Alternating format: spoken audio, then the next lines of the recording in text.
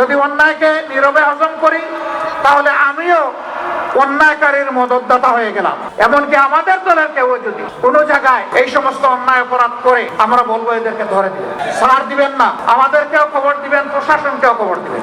আপনাদের প্রিয় মানুষ, প্রিয় নেতা আজহারুল ইসলাম ভাই এখনো চাইছে, আমরা আইনি লড়াইয়ের মধ্য দিয়ে তাকে মুক্ত করার পক্ষে, আমরা কারো দয়া নিয়ে মুক্ত করতে চাই না। তো আইনের পেশে মেহরবানি করে আমাদেরকে আর কষ্ট দিবেন না। যদি আইনের পেশে কষ্ট দেন, আমরা বাধ্য হব এই দাবিতে রাস্তায় না।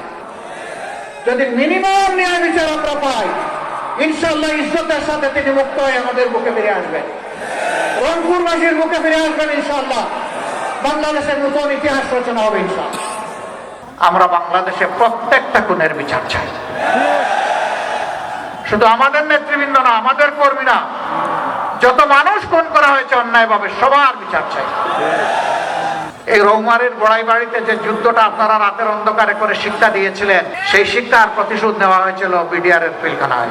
সানবিট সব দিবে সামাল। সানবিট ম্যাজিক প্রেস ডিশওয়াশিং এর মাথা ঘোরানো সলিউশন। কিন্তু আপনাদের গর্বিত ইতিহাস এখনো চকচক করছে। আমরা সমাজে অনাচার দেখলে প্রতিবাদ করবই, এটা আমার বিরুদ্ধে হলেও আমি প্রতিবাদ করব।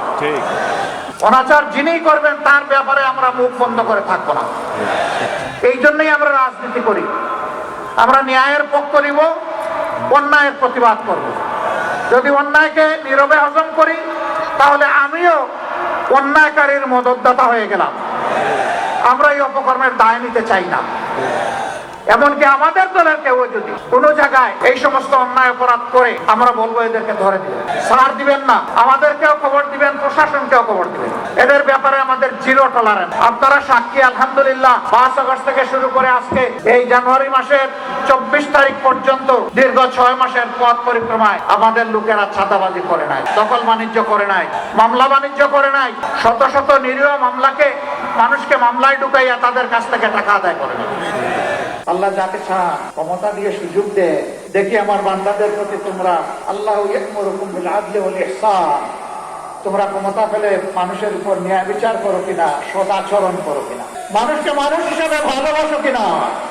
আর যারা এর বিরুদ্ধে চলে যায়, মানুষের উপর জুলুম অত্যাচার করে, অবিচার অনাচারে দেশকে ভরে দেয়, সমাজকে ধ্বংস করে, মানুষের ইজ্জত লুণ্ঠন করে, দর্শনের সেঞ্চুরি পালন করে, আল্লাহ তাআলার লানত তাদের উপরে আসে এবং আল্লাহ তাদের থেকে ক্ষমতা কেড়ে নেয়।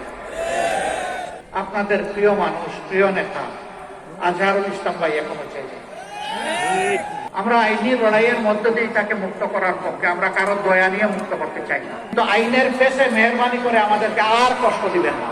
যদি আইনের পেশে কষ্ট দেন, আমরা বাধ্য হব এই দাবিতে রাস্তায় না।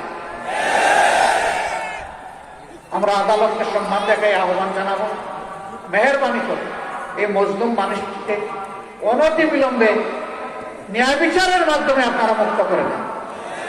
যদি মিনিমাম ন্যায় বিচার আমরা পাই, ইনশাআল্লাহ ইজ্জতের সাথে তিনি মুক্ত হয়ে আমাদের বুকে ফিরে আসবেন, রংপুরবাসীর বুকে ফিরে আসবেন। ইনশাআল্লাহ বাংলাদেশের নতুন ইতিহাস রচনা হবে ইনশাআল্লাহ।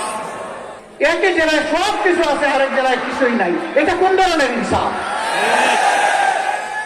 বৃষ্টি শুরু হলে ঢাকায় আমরা বসে, আমাদের খুব দুরু দুরু করে কাঁপে, আমরা আতঙ্কে থাকি কোন সময় খবর আসবে তিস্তা পাড়ার লোকদের এই অবস্থায়, দুর্দশা সব ভাসকে নিয়ে যাচ্ছে। কেন এটা স্থায়ী সমাধান হলো না? স্বাধীনতার অর্থ শতাব্দীর ঊর্ধ্বে চলে গেল, কিন্তু এই দুঃখ ঘোষণা হলো না কেন?